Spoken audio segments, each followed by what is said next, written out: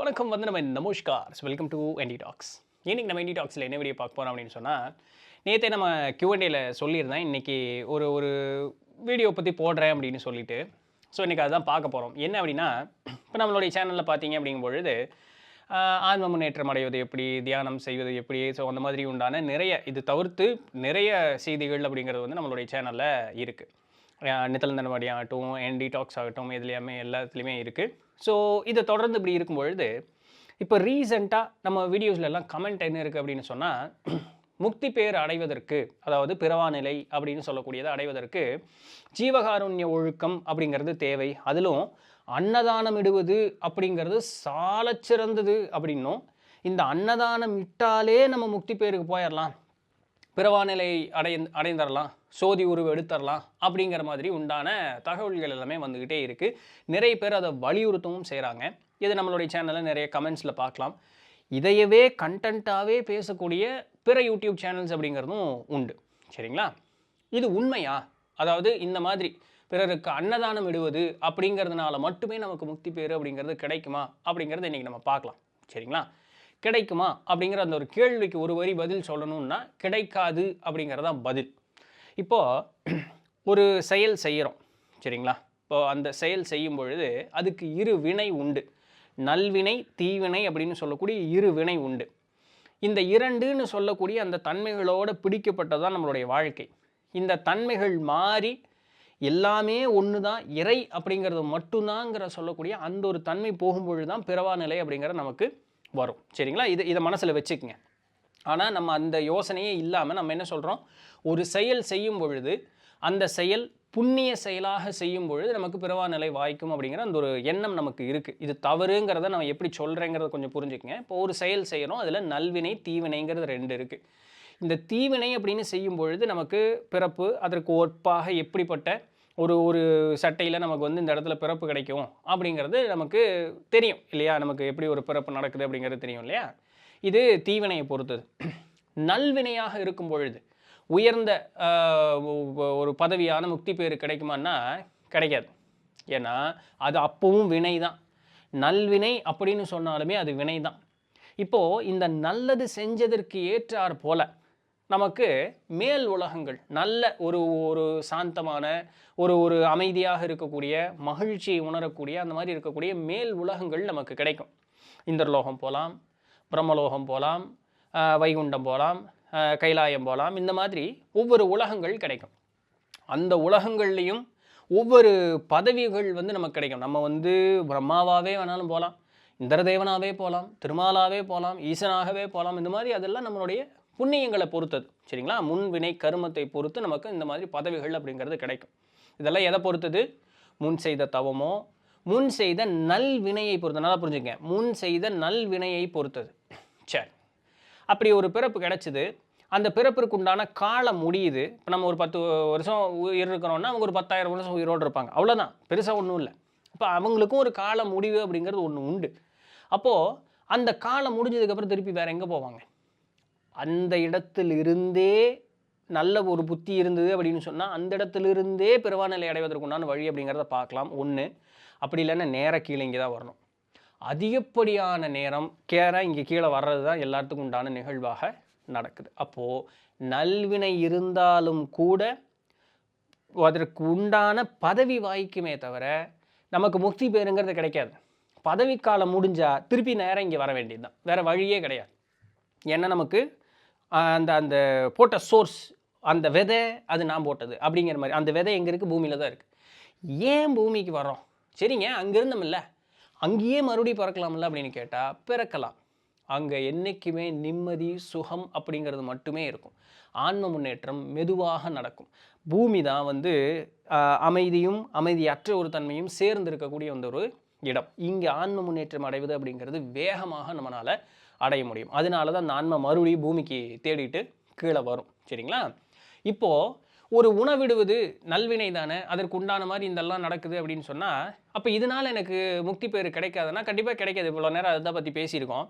இப்போது நான் நல்வினை செஞ்சால் இப்போ ஒரு சிலருக்கு தோணும், இந்த முக்தியை பற்றி பின்னாடி வர்றேன், ஒரு சிலருக்கு தோணும், ஆஹா நல்லா இருக்கே, ஒருத்தன் பசின்னு கேட்டால் சோறு ஓட்டோம்னா நமக்கு இந்த மாதிரி இந்திரலோகம் பிரம்ம உலோகமெல்லாம் நம்மளுக்கு கிடைக்கும் போல இருக்கே, நல்லா இருக்கே அப்படின்னு கேட்டால் அதுலேயும் ஒரு சிக்கல் உண்டு. என்ன, நான் செஞ்சேன்னு சொன்னால் முடிஞ்சுது. அந்த அந்த செஞ்ச செயலுக்கு உண்டான வினை நல்வினையாக அது சேராது, அது செயலாகவே கருதப்படாது. இறை செய்தது அப்படிங்கிற அந்த ஒரு எண்ணம் இருக்கணும். ஒரு வேலை செய்கிறோங்க, சரிங்களா, ஒரு வேலை செய்கிறோம், அந்த வேலை முடிஞ்சிருச்சு, வேறு என்ன பண்ணுவீங்க? அடுத்த வேலையை பார்த்துட்டு போயிட்டே இருக்கணும். முன் செய்த வேலையை நம்ம சொல்லிக்கிட்டே இருப்போமா? சொல்ல மாட்டோம். அதுபோலவே ஒருத்தருக்கு ஒரு உதவி செய்யணும் அப்படின்னு சொன்னால் அந்த உதவியை செஞ்சு போட்டு வேறு என்ன பண்ணணும்? அடுத்து போயிட்டே இருக்கணும் நம்ம பாட்டுக்கு. நான் செஞ்சேங்க, நான் இப்படி பண்ணியிருக்கேங்க, பெரிய இதாக தெரியுமா? அப்படி கேட்டாங்க, 10 ரூபா தான் கேட்டான், 12 ரூபாயை கொடுத்துட்டு வந்தேங்க, நமக்கு அதெல்லாம் பெரிய இதுங்க, நமக்கு அங்கே போனேங்க, அந்த கிளாஸ் போனால் அதில் ஒரு பெரிய மாற்றம். செஞ்ச செயலுக்கு ஒரு இம்மி அளவு கூட நல்ல பயன்கிறது நமக்கு வந்து சேரவே சேராது. நாம் இந்த கோயில் எழுதுவாங்கள்ல உபயம், அது பயனில்லாத ஒரு காரியம். நான் செய்தேன், அங்கேயே உங்களுக்கு அந்த ஒரு பிடிப்பு, அந்த ஒரு வினைங்கிறது வந்துடுச்சு, நேராக கீழே வர வேண்டியதான், வேறு எந்த உலகம் கிடைக்காது. போனால் மறுபடியும் நேராக இங்கே தான், சரிங்களா, ஜம்ப் அடித்தா பூமிக்கு தான், வேறு எங்கேயுமே ஜம்பே கிடையாது. அப்போது வள்ளலார் இதை சொன்னாரே அப்படின்னு ஒரு வார்த்தை நீங்கள் கேட்டிங்கன்னு வச்சுக்கோங்களேன், வள்ளலார் சொன்னார், வள்ளலார் உணவளிக்க சொன்னார். ஏன்னா அவர் வாழ்ந்த காலத்தில் மக்கள் உணவில்லாமல் துன்பப்பட்டார்கள் அப்படிங்கிற காரணத்தினால. ஒரு உயிர் வாழ வேண்டும் அப்படின்னு சொன்னால் முதல்ல ஒரு உயிர் வாழ்ந்தால் தான் இந்த பிறவா நிலை, இந்த முக்தி பேரை பற்றி யோசிக்க முடியும். அந்த வாழும் பொழுதும் அவர்களுக்கு பசி அப்படின்னு சொல்லக்கூடிய அந்த பிணி அவர்களை வாட்டாமல் இருந்தால்தான் அவர்கள் இதை பற்றி யோசிக்க முடியும். காசு பணம் இல்லைன்னாலும் கூட ஏதோ ஒன்று பண்ணி பொழைச்சிக்கலாம் இல்லையா? பசியோடு இருந்தால், தாகத்தோடு இருந்தால் நம்மளால் ஒன்றும் பண்ண முடியாது. அதனால தான் அதற்கு அவர் முக்கியத்துவம் கொடுத்தார்.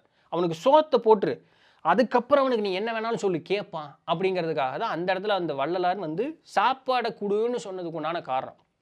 அதோடு நம்ம ஆளுக்கு நின்றுட்டாங்க.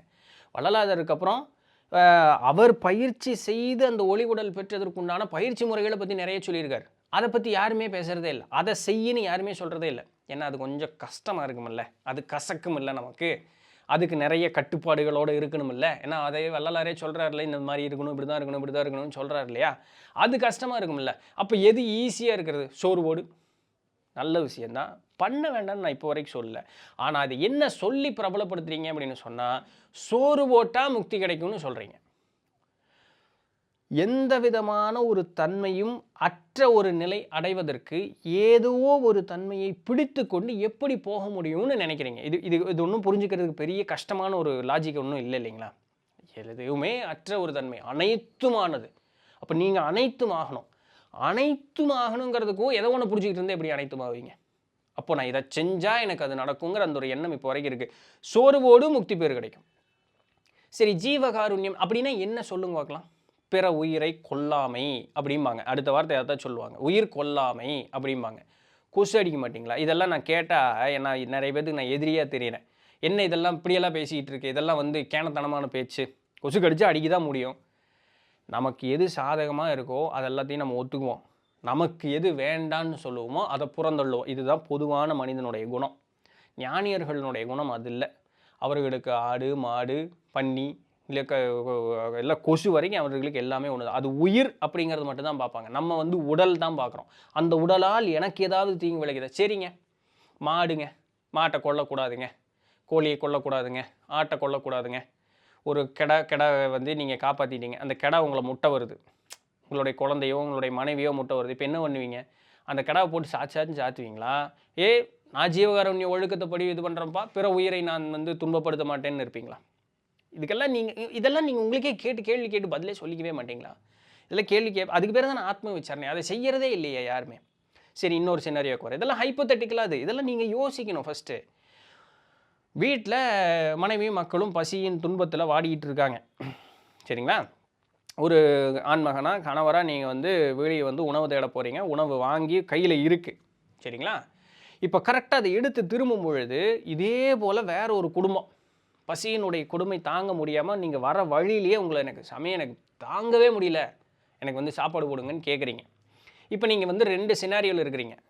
உங்களுடைய மனைவி மக்களும் அங்கே துன்பத்தில் இருக்காங்க, இல்லை இங்கே இருக்கக்கூடிய வேறு அது போலவே இருக்கக்கூடிய இன்னொரு குடும்பமும் துன்பத்தில் இருக்குது. 2 பேர்த்துக்கும் பசிங்கிற கொடுமை ஒன்று தான். இப்போ நீங்கள் யாருக்கு சோறு போடுவீங்க? உங்களால் இதுக்கு பதில் சொல்ல முடியாது. என்னறீங்க, 2 பதில் சொன்னாலுமே, இவங்களுக்கு கொடுப்பேன்னு சொன்னாலும் அந்த பதில் சரிதான், வீட்டுக்கு கொண்டு போய் கொடுப்பேன்னாலும் பதில் சரிதான். ஆனால் மறு கேள்வி என்னவா வரும் அப்படின்னு சொல்லும் பொழுது, அப்போ ஒருத்தருக்கு இல்லையே அந்த வினை உங்களை என்ன செய்யுங்கிற கேள்வி வரும். இப்போ இதுக்கு நீங்கள் என்ன பண்ணுவீங்க? எங்கே போச்சு உங்களுடைய ஜீவகாருண்ய ஒழுக்கம் அப்படின்னு சொல்லக்கூடியது? இப்போ இந்த இடத்துல நம்ம வந்து ஏதாவது சாக்கு தேடுவோம். இதுதான் மனிதனுடைய குணம். சரிங்களா? அப்போது இந்த ஜீவகாருண்ய ஒழுக்கம்ங்கிறது பிற உயிரை துன்புறுத்தாமல் இருப்பது அப்படின்னு சொல்லக்கூடியது. அது இந்த உலக வாழ்வோடு இருக்கும் பொழுது நாம் எது சரின்னு நினைக்கிறோமோ அதுதான் நமக்கு சரி. இது மற்றபடி அதை வந்து ஜென்ரலைஸ் பண்ண முடியாது. இந்த மாதிரி ஹைப்போதெட்டிக்கலான சிச்சுவேஷன் பேசுறதுக்கு நல்லா இருக்கு, அப்படியெல்லாம் அமைஞ்சுதுன்னா என்ன பண்ணுவீங்க? அமையாதுன்னு சொல்கிறதுக்கு அதுன்னு பெரிய கடவுளா? நம்மளுக்கு தெரியுமா அப்படி ஒரு நிகழ்வு அமையாதுன்னு சொல்லி? இப்போ நான் சொன்ன மாதிரி நிஜமாலுமே ஒரு நிகழ்வு அமைஞ்சதுன்னா என்ன பண்ணுவீங்க? புரியுதுங்களா நான் என்ன சொல்ல வரேன்னு? அப்போது இந்த ஜீவகாருண்ய ஒழுக்கம், இந்த மன அமைதி, இந்த அன்பு அப்படிங்கிறதெல்லாம் எப்போ நமக்கு வரும் அப்படிங்கிறத நமக்கு யோசித்து பார்த்தோம் அப்படின்னு வச்சுக்கோங்களேன், அது தானாக ஊற்றெடுத்தார் போல் வரும். எப்படி வரும்? அடுத்தவனுக்கு சோறு போட்டால் வந்துருமா? அப்படியெல்லாம் வராது. எந்நேரமும் இறை அப்படின்னு சொல்லக்கூடிய அந்த நினப்பு நம்ம மனசில் இம்மி அளவு அகலாமல் அப்படியே தங்கி இருக்கணும். ஒரு நொடி பொழுது இறைங்கிற அந்த சிந்தனை தவறாமல் அப்படியே உள்ளே இருக்கணும். இது இருக்கும் பொழுது நம்மளுடைய மனம் எதை எண்ணுன்னா, நான் எந்த காரியமே செய்யலை, நான் ஒரு பாவி, நான் செய்த எத்தனையோ கர்மத்திற்கு இப்படி ஒரு வாழ்க்கை எனக்கு வந்திருக்கு, இந்த நிலையிலும் கூட இவ்வளவு பெரிய ஒரு பாவியாக இருக்கக்கூடிய இந்த ஒரு நிலையும் கூட இறைவன் என்னை நல்லதொரு நிலையில் வைத்திருக்கிறானே அப்படிங்கிற அந்த ஒரு எண்ணத்தை யோசித்து நீங்கள் பார்த்து அந்த இறைவன் நீங்கள் என்ன சொல்லுவீங்க? என்ன நன்றி சொல்லி அதுதான் பண்ண முடியும், வேறு ஒன்றும் பண்ண முடியாது. என்ன சொல்லி அதுக்கு நீங்கள் நன்றி சொல்ல முடியும்? உங்கள் கண்ணில் கண்ணீரை தவிர வேறு எதுவுமே வராது. உங்களை மெய் மறந்து அப்படி அந்த இடத்துல தான் அன்பு கூடும். அது உணர்ந்தவர்களுக்கு மட்டும்தான் புரியும். ஒரு செயல் செய்வதாலெல்லாம் வந்து ஒரு காரியம் நடக்காது. அப்போது இந்த இறையை உணரும் பொழுது ஒரு அன்பு மலருது தெரியுங்களா? அந்த மலர்ச்சி வந்ததற்கு பிறகு நம்மளுடைய செயலில் ஒரு மாற்றம் அப்படிங்கிறது ஒன்று வரும். ஒருத்தன் கேட்டு தான் கொடுக்கணும்னு அவசியம் இல்லை, நீங்களாகவே போயிடுவீங்க. இந்த நீங்களாகவே போயிட்டீங்க அப்படின்னு சொன்னாலுமே நான் போனேன்ல அப்படிங்கிற அந்த எண்ணமெல்லாம் உங்களுக்கு வராது. உங்களை நீங்களே பாராட்டிக்க மாட்டீங்க. அந்த நிகழ்வா அந்த இடத்துல அது அவசியம்ப்பா, அந்த நேரத்தில் அதை செய்யணும்ப்பா அப்படின்னு அதை செஞ்சுட்டு அடுத்து என்ன பொழப்புன்னு பார்த்துட்டு போயிட்டே இருப்போம். புரியுதுங்களா? அப்போ நம்ம சராசரி இருக்கிற மாதிரியே இருக்கும், ஆனால் நமக்கு உள்ளொரு ஒரு மாறுதல் வந்திருக்கும். அதுதாங்க ஜீவகாருண்ய ஒழுக்கம். எத்தனை பேருங்க உங்களை நீங்களே அமைதியாக வச்சுக்கிட்டு இருக்கீங்க? உங்கள் சீவனை, பிற சீவனெல்லாம் விட்டுருங்க, உங்கள் சீவனை எத்தனை தடவை இங்கே அமைதியாக வச்சுட்டு இருக்கீங்க? உங்கள் சீவனுக்கு துன்பம் இழைக்காமல் நல்லபடியாக நான் இத்தனை நாள் வாழ்ந்திருக்கிறேன்னு இங்கே யாராவது சொல்லுங்க பார்க்கலாம். ஸோ உங்களுக்கே நீங்கள் நல்லவங்க கிடையாது. நீங்கள் ஏன் ஜாமி வெளியே இருக்கிற யாரோ ஒருத்தரை போய் பார்க்காட்டி, அவன் முதுகு பார்க்கறதுக்கே முடியல, அடுத்தவன் முதுகில் அழுக்கு இருக்கான்னு பார்க்காட்டி என்ன? அதனால் ஆன்மீகம் அப்படிங்கிறது ஒரு முழுக்க ஒரு தவறான ஒரு புரிதலின் பின்னாடியே போய்கிட்டே இருக்குது. இது பண்ணுனா அது நடக்கும், இது பண்ணுனா அது நடக்கும், இது பண்ணுனா அது நடக்கும். ஷார்ட்கட்ஸும் லூப் ஹோல்ஸும் கண்டுபிடிச்சிட்டே இருக்கும். அப்படி இல்லைங்க. அது இது ரொம்ப இலகுவான ஒரு இதுங்க. நம்மக்கிட்ட மாறுதல் ஏற்படும். இதில் என்னங்க கஷ்டம் இருக்குது? ஏதோ ஒரு துன்பம் வந்தாலோ இல்லை நம்ம சாக்கு தேடிகிட்டே இருக்கோம் இல்லையா, அதை நிறுத்திடணுங்க முதல்ல. இது பெரிய கஷ்டம் ஒன்றும் இல்லை புரிஞ்சுக்கிறதுக்கு. பயிற்சி பண்ணுறதுக்கு அவரவர்களுடைய திறத்தை பொறுத்து அது வந்து அவங்களுக்கு துன்பமாக தெரியலாம். இல்லை ஒரு சிலர் முதிர்ந்த ஒரு பக்குவம் இருந்தால் கடந்து போயிடுவாங்க. இவ்வளவு தானே தவிர இது ஒன்றும் பெரிய ஒன்றும் இல்லை. இந்த நிலை வாய்க்கப்பட்டுருச்சுன்னா தியானம் தானாக கைகூடிரும். மனம் அதுக்கப்புறம் எங்கேயும் ஓடாது. இது எல்லாமே செய்யணும். இப்போ நம்ம வள்ளலாரையே எடுத்துக்கோமே, அவர் எவ்வளோ காரியம் செஞ்சுருக்காரு. அவர் சோறு போட்டதை மட்டுமே பேசிக்கிட்டே இருக்கீங்களே. அவர் என்னென்னலாம் செஞ்சாரோ அதை நூற்குறிப்பில் வந்து நமக்கு எழுதி கொடுத்துட்டு போயிருக்காரு. இது எவ்வளோ பெரிய ஒரு ஜீவகாருண்ய ஒரு உதவி இல்லையா? அவர் வாழ்ந்த காலத்தில் எத்தனை பேருக்கு உபதேசம் கொடுத்துருப்பார். அது எவ்வளவு பெரிய ஜீவகாருண்ய ஒழுக்கம். ஏங்க இதெல்லாம் உங்களுக்கு ஜீவகாருண்ய ஒழுக்கமாக தெரிய மாட்டேங்குது? உயிர் கொலை தடுத்தார், சோறு போட்டார், இவ்வளோ தான் தெரியுமா? வேறு எதுவுமே தெரியாதா? இந்த ஃபேக்டரெல்லாம் உங்கள் கண்ணுக்கு தெரியுமா? இல்லை இதை பற்றி பேசுகிறவங்க இது உங்களுக்கு சொல்கிறாங்களா? எனக்கு புரியல. சோறு போட்டால் முக்தி கிடைக்கும், நான்வெஜ் சாப்பிடாமல் இருந்தால் முக்தி கிடைக்கும். அப்படி பார்த்தா சைவம் சாப்பிட்ற எல்லாருமே முக்தி பேருக்கு போயிடணும். அவங்க பிற உயிரை கொள்ள, இந்த ஜெயினர்கள் தான் நினைக்கிறேன், அவங்க காஞ்ச சருகத்தான் திம்பாங்க. ஏன்னா ஒரு புல்லை பிடுங்கலான்னு கூட அது கூட உயிர் தான், ஏன் சாப்பிடக்கூடாது?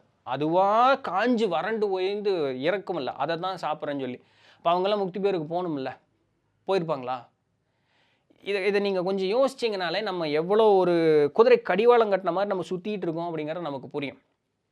சரிங்களா? ஸோ இந்த முக்தி பேர் அப்படி போகிறது அப்படின்னு சொல்லக்கூடியது ஷார்ட்கட்டெல்லாம் தேடி கண்டுபிடிச்செல்லாம் போக முடியாது. அதற்கு ஒரே வழி தான் ஆத்ம விசாரணை செய்ய, நம்முள் மாறுதல் அப்படிங்கிறது ஏற்பட, அனைத்தையும் சமமாக பார்க்கக்கூடிய திறம் வர அப்படின்னு சொல்லும் பொழுது தான். அதற்கு மீறி நான் செய்தேன்கிறது இயற்கையாகவே அவர்களுக்குள்ளிருந்து வராது. அந்த நிலை என்னைக்கு நமக்கு வாய்க்குதோ அன்னைக்கு பிரம நிலை வரும். அப்படி இல்லையா, வலுக்கட்டாயப்படுத்தி நம்மளை நம்ம அந்த நிலைக்கு கொண்டு வைக்க முடியும். அதுக்கு தான் நம்மளே ஆத்ம விசாரணை செஞ்சு, தியானம் செஞ்சு, குண்டலினி பயிற்சி செஞ்சு, மூச்சு பயிற்சி செஞ்சு இதெல்லாம் பண்ணுறோம் இல்லையா? இதெல்லாம் வலுக்கட்டாயமாக நம்மளை அந்த இடத்துக்கு கொண்டு வைக்கிறது. இதுவும் அவரவருடைய திறத்தை பொறுத்து வாய்க்கக்கூடியது தான். சரிங்களா? இந்த 2 நிகழ்வு ஒன்றா தானாக நிகழணும் மனோ மாறுதல்னால, இல்லை வலுக்கட்டாயப்படுத்தி நம்மளை அந்த இடத்துக்கு கொண்டு போகணும். இது 2மே சரிதான். 2மே அவரவருடைய திறத்தை பொறுத்தது தான். இது 2மே போய் நடக்கும் பொழுது அந்த முக்தி நிலை அப்படிங்கிறது என்னன்னு முதல்ல உணரும் பொழுது நம்ம அமைதியாக இருப்போம். அது வர வரைக்கும் நீங்கள் வட்டி வட்டியாக சோறு அள்ளி அடுத்தவங்களுக்கு போட்டாலும் உங்களுக்கு ஒன்றும் நடக்காது. நான் சோறு போட வேண்டான்னு இது இப்போவும் சொல்லலை. அப்படி நிறைய பேர் கேனத்தனமாக புரிஞ்சிக்கக்கூடிய ஆட்களும் உண்டு. அப்போ நீ சோறு போட வேண்டாம்னு சொல்கிறியான்னு. சரி, பரவாயில்ல. சரிங்களா? ஸோ அதனால் செய்கிற ஒரு செயல்னால் நமக்கு ஒன்று நடக்குமான்னா, அந்த செயல் உள்ளுற மனோமாறுதலுக்கான செயலாக இருக்கணும். வெளிப்புறமாக செய்கிற செயல் இல்லை. சரிங்களா?